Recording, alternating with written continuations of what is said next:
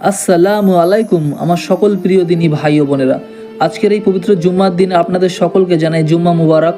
আর আজকের এই পবিত্র জুম্মার দিনে আমি পরস্পরের মধ্যে সালাম বিনিময়ের ব্যাপারে একটি হাদিস আপনাদের সামনে উপস্থাপন করতে চাই। তো এই সালাম বিনিময়ের ব্যাপারে আমাদের প্রিয় নবী সাল্লাল্লাহু আলাইহি ওয়াসাল্লাম একটি প্রসিদ্ধ হাদিস আমাদেরকে উপহার দিয়ে গেছেন।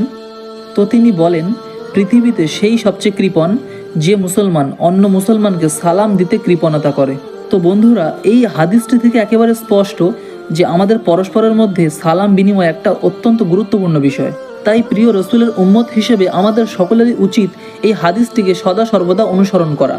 তাই প্রিয় ভাই ও বোনেরা, আসুন আমরা এখন থেকে নিজেদের অন্তর থেকে হিংসা অহংকার দূর করে অন্তর্কলহ ভুলে পরস্পরের সাথে দেখা হলেই নিজেদের মধ্যে সালাম বিনিময়ের অভ্যাস গড়ে তুলি। সমস্ত মুসলিম উম্মাহর মধ্যে ঐক্যটাকে মজবুত করি, কারণ ইসলামের বিজয় লুকিয়ে রয়েছে এই ঐক্যের মধ্যেই।